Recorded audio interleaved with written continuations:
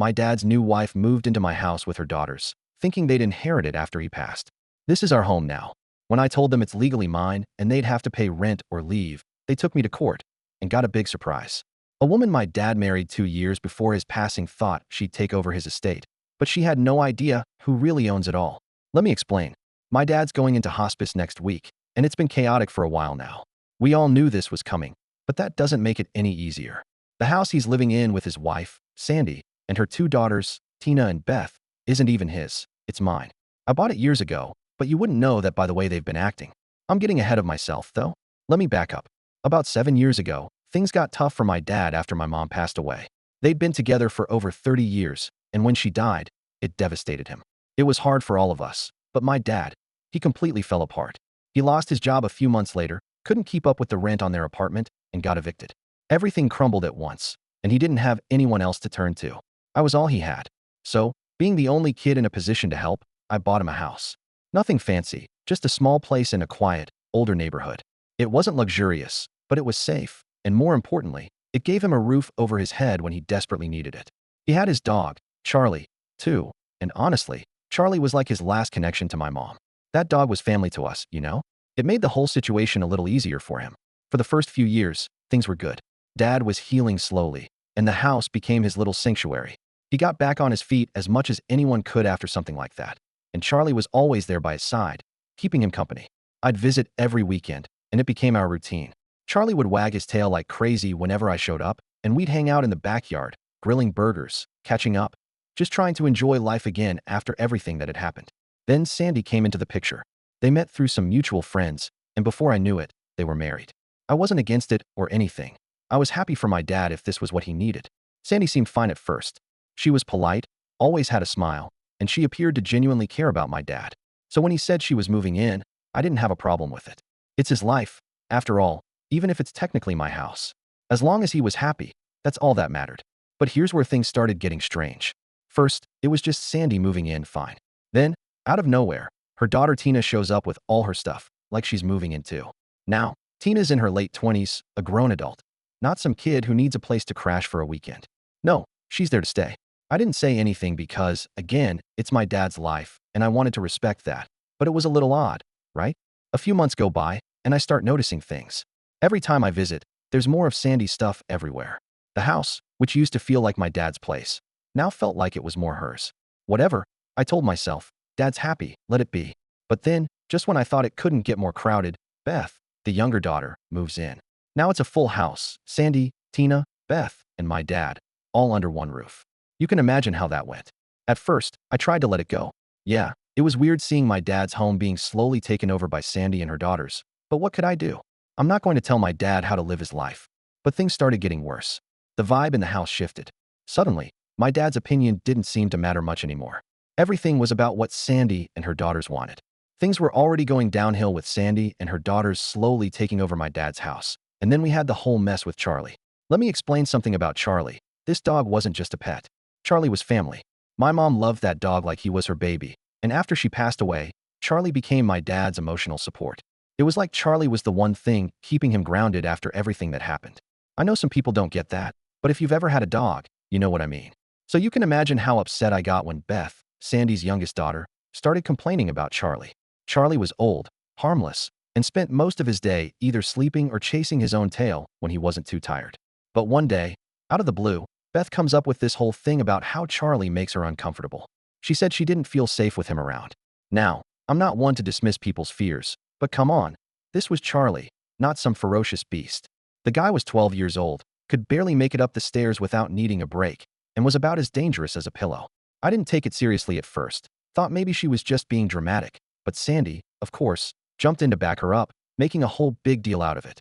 She started saying that maybe it was time for Charlie to find a new home, like he was some unwanted piece of furniture that needed to be tossed out. That was my breaking point. I could see the stress it was putting on my dad. He wasn't just being asked to give up a dog. He was being asked to give up the last real connection he had to my mom. It broke my heart to see it, but what could I do? I wasn't living there, and Sandy had pretty much taken over the decision-making in the house. I could tell my dad didn't want to get rid of Charlie, but he was tired. He was dealing with his own health issues, and I guess he didn't have the energy to fight back anymore.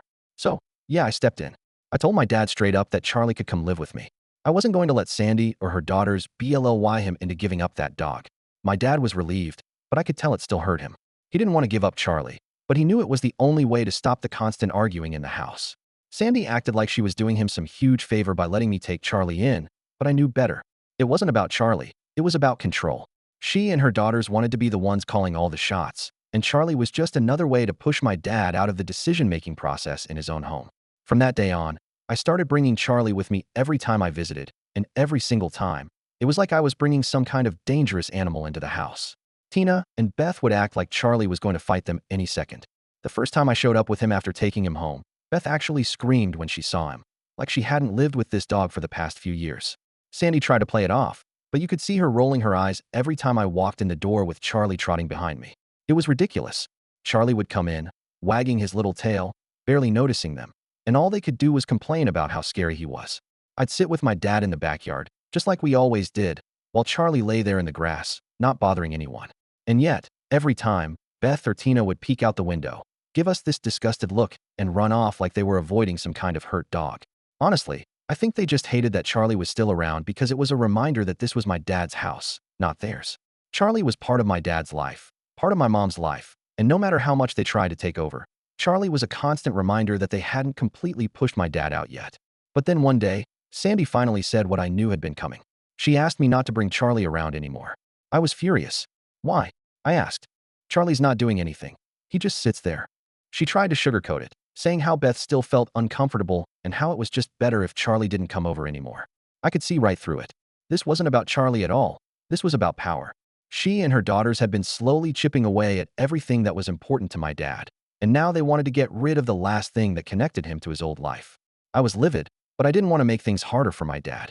He was already sick, and the last thing I wanted was to stress him out more. So I told Sandy straight to her face, Charlie stays. He's not hurting anyone, and if you don't like it, then don't come outside when I visit. She didn't like that, not one bit, but I wasn't backing down. I could tell she wanted to push harder, but I wasn't giving her the chance. From then on, every time I visited, Charlie came with me, and I didn't care what they thought. My dad deserved that much, at least. The tension in the house got worse after that. It was like Sandy and her daughters were just waiting for my dad to be out of the picture so they could fully take over. I could see it in the way they treated him, like he was just some old man taking up space. But as long as Charlie and I were around, they couldn't quite get rid of him entirely. And now, with my dad going into hospice, I can already see the writing on the wall. They think they're going to get the house, that everything's going to belong to them once he's gone. But they're in for a surprise. This is still my house, and Charlie? He's going to outlast all of them. With my dad going into hospice soon, I knew time was running out to say goodbye properly. It was something I dreaded, but I couldn't put it off anymore. He wasn't doing well, and I needed to see him, especially since I'd been taking care of Charlie ever since Sandy and her daughters basically forced him out. I wanted to bring Charlie to see my dad one last time. Let them have their moment before everything went downhill. When I showed up at the house, Sandy, Tina, and Beth were already there. The second I walked in with Charlie by my side, I could feel the tension in the room. You know when you walk into a place and everyone just stops what they're doing? Yeah, it was like that. The vibe was off, but I didn't care. I was there for my dad, not for them. Tina was the first to say something. She looked at Charlie, wrinkled her nose, and said, "Oh great, he brought that stupid dog again." She wasn't even trying to hide the attitude. She acted like Charlie was some kind of wild animal. But the truth is, Charlie was so old at this point. He barely moved unless you coaxed him with a treat or something. But there she was, acting all dramatic like the dog was going to destroy the house. I took a deep breath and ignored her. I wasn't about to start a fight right then, even though I could feel my blood boiling. I just said, "I'm here to see Dad," and headed straight for his room. I could hear Sandy say something to Beth under her breath as I passed, but I didn't catch all of it. Probably some passive-aggressive comment about me or the dog, but whatever. I didn't have the energy to deal with them. When I got to my dad's room, he was lying in bed, looking frail but still awake. His face lit up when he saw me, and when Charlie trotted in behind me, wagging his tail like crazy, my dad smiled for the first time in weeks. It hit me right then how much my dad had missed Charlie. Charlie immediately jumped up on the bed, which, honestly, was a struggle for him with how old he was, but he made it. He curled up next to my dad like they hadn't missed a beat. My dad reached over and scratched behind Charlie's ears, just like he used to. For a few minutes, it was like things were normal again, and I could see how much peace it brought my dad to have Charlie there. We didn't talk much at first. It was one of those moments where words aren't really needed, you know? I just sat there with him, Charlie lying between us, and we stayed like that for a bit. I could tell my dad was weaker than the last time I'd seen him, and it hurt to see him like that. But there was also a kind of relief. At least for those few minutes, he looked happy again. After a while, my dad spoke up. "I've missed this old guy," he said, his voice a little shaky but still carrying that familiar warmth. "It's good to see him again." I nodded, not trusting myself to speak without choking up. I didn't want to show how emotional I was getting, so I just reached over and patted Charlie on the head. We talked for a bit about simple things, memories, stories about Charlie, old family moments from when Mom was still around. It felt good, but it was also bittersweet. The whole time, I kept thinking about how this might be the last time I'd ever see my dad like this, awake and aware. It's a hard thing to wrap your head around, even when you know it's coming. And then, of course, Sandy had to ruin it. I was getting ready to leave when she walked in, not even bothering to knock. She glanced at Charlie curled up on the bed next to my dad and immediately looked annoyed. "I thought I asked you not to bring that dog here," she said, crossing her arms and glaring at me like I'd committed some huge crime. I felt the anger bubbling up again, but I stayed calm. "Charlie isn't hurting anyone," I said, keeping my voice steady. "He's here to say goodbye to Dad. You've got a problem with that?" Beth, who had followed her mom into the room, piped up from behind her. "Good riddance," she muttered, loud enough for me to hear. "I'm glad we won't have to deal with him after this." That was it. I'd had enough. I stood up, trying to keep my cool, but it wasn't easy. "You know what? I don't care what you think about Charlie. He's family, and he's staying here as long as I'm here. If you don't like it, tough." Sandy looked like she wanted to argue, but my dad cut her off. "It's fine," he said quietly. "Let them be." His voice was soft but firm, and Sandy didn't push it any further. I stayed a little while longer after that, mostly to make sure my dad and Charlie had enough time together, but eventually, I had to leave. I knew it was probably the last time I'd bring Charlie over, and I wanted it to end on a good note. As I was walking out, Tina was sitting in the living room, scrolling through her phone. She barely looked up when I passed, but just as I was about to reach the door, she said, "I can't wait until we never have to see that dog again." I stopped in my tracks, turned around, and just stared at her for a second, trying to decide if I was really going to engage. But then I just said, "You won't have to," and walked out. I didn't need to give them any more of my time. On the drive home, I kept thinking about how wrong this all felt. It wasn't just about Charlie, it was about everything. How my dad's house had become something else entirely, how Sandy and her daughters had taken over, how they didn't even seem to care about my dad's condition. It was like they were just waiting for him to pass so they could get on with their lives. But the joke's on them. This house isn't theirs, and when the time comes, they're going to find that out the hard way. Update 1. After that last visit with my dad, I knew something had to change. I couldn't keep tiptoeing around Sandy and her daughters, letting them act like they owned the place while I just stood by. My dad wasn't getting any better, and it was only a matter of time before he was gone. Once that happened, I knew Sandy and her daughters would expect to stay in the house indefinitely, just living there rent-free like they'd been doing for years. I wasn't going to let that happen. But instead of dropping the big news on them about the house being mine, I decided to take it step by step. First, I needed to see how they'd react to the idea of paying rent. Maybe, just maybe, they'd show some sign of responsibility and agree to it. But I wasn't holding my breath. So, a few days after that emotional visit with my dad, I went back to the house. I walked in, and as usual, Sandy, Tina, and Beth were all hanging out in the living room like they didn't have a care in the world. They were watching some reality show on TV, laughing at something, and it honestly made me upset. My dad was in hospice, and here they were, acting like everything was fine. I took a deep breath and walked into the room. Tina glanced up at me, barely acknowledging that I was there, while Sandy paused the TV, clearly annoyed that I was interrupting their precious showtime. "Can we talk for a minute?" I asked, trying to keep my tone calm. I didn't want to start this off on the wrong foot, even though I was already feeling frustrated. Sandy raised an eyebrow. "About what?" "About what's going to happen after my dad passes," I said. I could feel the tension in the room rise instantly. The smiles and laughter disappeared, and suddenly, all eyes were on me. Good. They needed to hear this. "I've been thinking about it, and we need to talk about the house," I continued. "Specifically about rent." The word, rent, hung in the air like a heavy weight waiting to drop. Beth let out an incredulous laugh. "Rent? What are you talking about?" I didn't let her get to me. "Once Dad passes, things are going to change. If you want to keep living here, you're going to have to start paying rent. I've already talked to a lawyer, and we've worked out a fair amount based on the market value of the house." Beth looked at me like I'd just insulted her entire existence. Tina sat up straight, ready to jump in with some snarky comment, but Sandy beat her to it. "Wait a minute," Sandy said, narrowing her eyes. "Why would we need to pay rent? James wanted us to stay here." I nodded, keeping my voice even. "I get that, but I've been covering the costs of this house for years, and that can't continue after he's gone. You've had a good deal here for a long time, but things are going to have to change. Either you start paying rent, or you'll need to find somewhere else to live." The room went dead quiet. I could see the wheels turning in Sandy's head as she tried to process what I was saying. Tina and Beth looked completely blindsided, Like the idea of paying rent had never crossed their minds. Of course it hadn't. Why would it when they'd been living there for free all this time? Finally, Sandy spoke up, her voice sharp. This is James's house. He wanted us to stay here. You're not going to charge us rent after everything we've done for him. I clenched my jaw, trying to keep my cool. Look, I'm not trying to make this difficult, but the reality is someone has to take care of the expenses, and it's not going to be me anymore. I've already covered everything up until now, but I can't keep doing that after Dad's gone. You either pay rent or you move out. Those are your options. Tina finally jumped in, her face red with anger. You're unbelievable. We've been living here for years, and now you're trying to make money off us? What kind of person does that to a family? I sighed, feeling the frustration building. I'm not trying to make money off anyone. I'm trying to make sure things are handled fairly.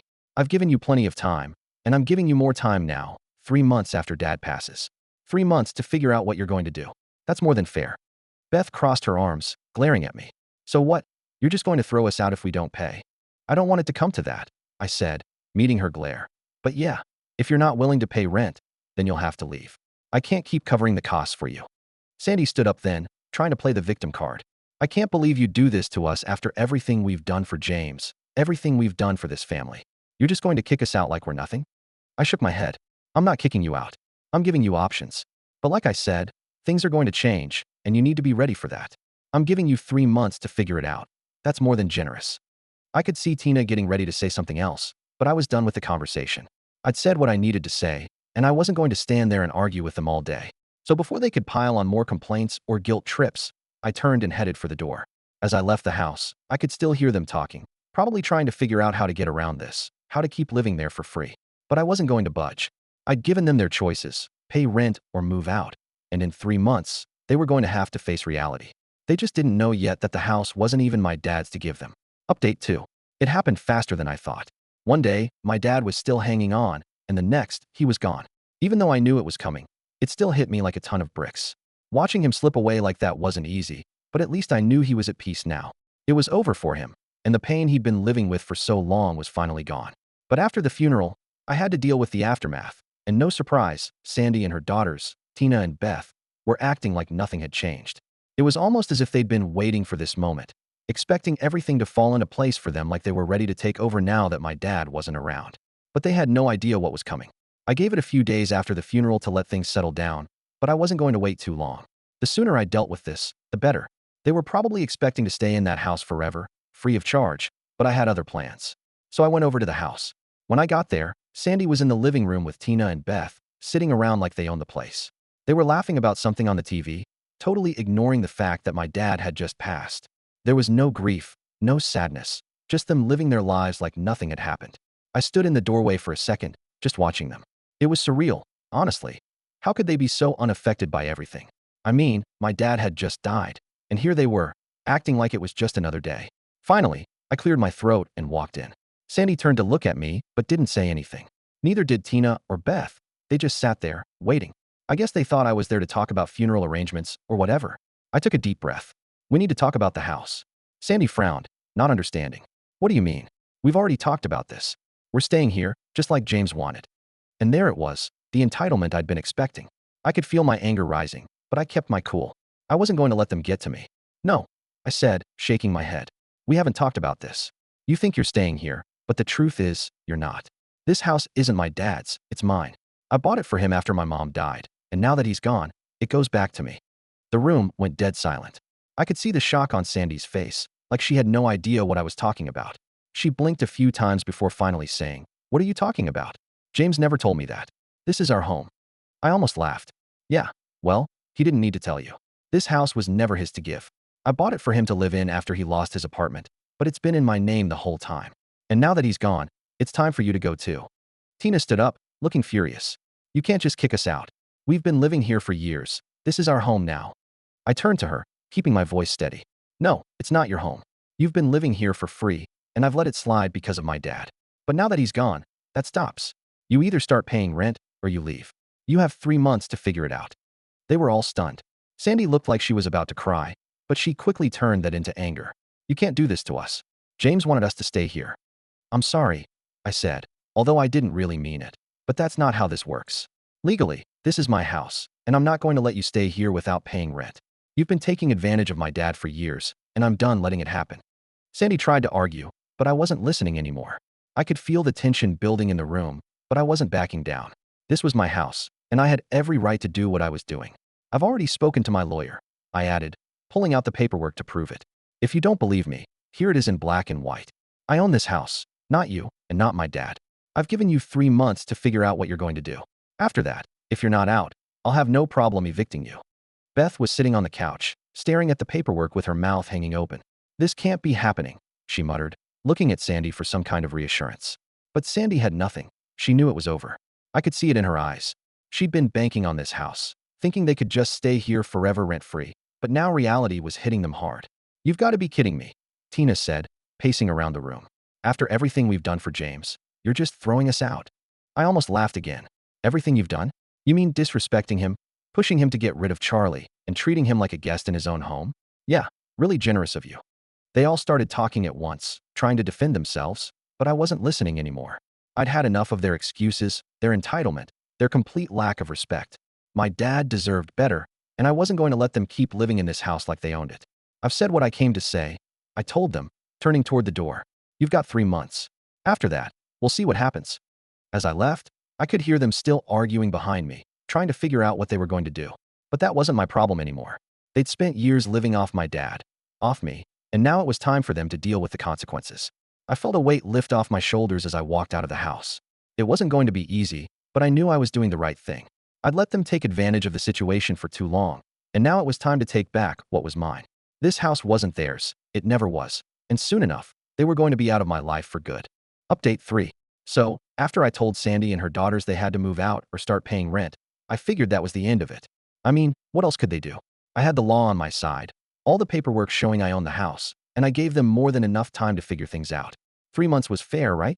Well, apparently Sandy didn't think so, because, get this, she tried to sue me. Yeah, Sandy actually went to a lawyer and filed a lawsuit, claiming she had a right to stay in the house because she was my dad's wife and had been promised it after he died. When I first heard about it, I almost laughed. I served the paperwork one afternoon while I was at work, and my first reaction was, you've got to be kidding me. I mean, what was she thinking? She knew I owned the house. I'd shown her the documents, spoken to her calmly about it, and even gave her more time than most people would to get her life sorted out. But no, apparently that wasn't enough. She decided to take it to court, thinking she'd somehow win. Now, I've never been a fan of going to court. The whole process is just a headache. But at the same time, I wasn't worried. I had my lawyer lined up and ready to go, and I knew we had everything we needed to shut this thing down before it even got off the ground. The first thing I did was call my lawyer. He was calm about it, probably because this kind of thing happens more often than you'd think. He looked over the paperwork Sandy filed and was like, yeah, this isn't going to go anywhere. They don't have a leg to stand on. But even knowing that, I was still annoyed that I had to deal with this at all. I mean, come on, they'd already been living in my house rent-free for years. What more did they want? Anyway, the whole thing dragged on for a couple of months. Sandy was making all these claims about how she was promised the house by my dad, even though there was zero paperwork or proof to back that up. She tried to play the grieving widow card, acting like I was this evil guy kicking her out of her home. But the reality was, she had no legal claim to the house at all. During the hearings, I had to sit there and listen to her lawyer try to spin this story about how Sandy and my dad had plans to leave the house to her after he passed, and how she had put so much into making it a home for them. Yeah, sure. What she left out was how she and her daughters had taken over the place, treated my dad like a guest in his own house, and tried to get rid of Charlie, my dad's dog. But of course, none of that came up. I kept my cool through most of it. I knew the judge wasn't buying it, and my lawyer was doing a great job shutting down every claim Sandy's lawyer made. We had all the documents to prove that the house was mine, title deeds, bank records, everything. So every time they tried to bring up some promise my dad supposedly made, we hit them with cold, hard facts. One of the more ridiculous moments was when Sandy tried to claim she had made improvements to the house and that she deserved some kind of compensation for that. Improvements? The house was in the same condition it had been in when I bought it. If anything, it was in worse shape because they hadn't taken care of it properly. My lawyer pointed that out, and the judge shut that argument down real fast. And to make it even better, Sandy's daughters, Tina and Beth, had the nerve to show up in court and act like they were victims in all of this. Tina tried to talk about how they'd been living there for years and how it was their home, and I just sat there thinking, you've been living there for free, and now you're trying to act like I owe you something? I wanted to say something, but my lawyer gave me that look that said, let it go, so I stayed quiet. It didn't take long for the judge to make a decision. He basically said what we all knew from the start. Sandy had no claim to the house. There was no will, no written agreement, nothing that showed my dad had ever promised the house to her. And since the house was legally mine, Sandy and her daughters were going to have to move out. I wish I could say I was surprised, but honestly, I wasn't. I knew this was how it would end. The whole lawsuit was just a desperate attempt to hold on to something they never had a right to in the first place. The judge gave them a final deadline, 2 weeks to move out, or the eviction process would start. When we walked out of the courtroom, Sandy wouldn't even look at me. She just stormed off with Tina and Beth trailing behind her, all of them acting like I'd done something horrible to them. But I didn't feel bad. I'd given them more time and more chances than they deserved, and they still tried to take advantage of me. In the end, they didn't have much of a choice. After the court ruling, they packed up and left. I didn't hear from them again after that. No more phone calls, no more texts, nothing. It was like they disappeared, and honestly, I was relieved. The whole thing had been a nightmare, but now it was over. The house was finally mine again, and I didn't have to deal with their drama anymore. Sure, it had been a long, exhausting process, but I came out on top. Sandy? Well, she lost. It didn't matter what promises she thought my dad made. In the end, the law was the law, and she couldn't change that. So, yeah, she tried to sue me, and she lost. Now the house is mine, and they're gone for good. And honestly, that's all I ever wanted.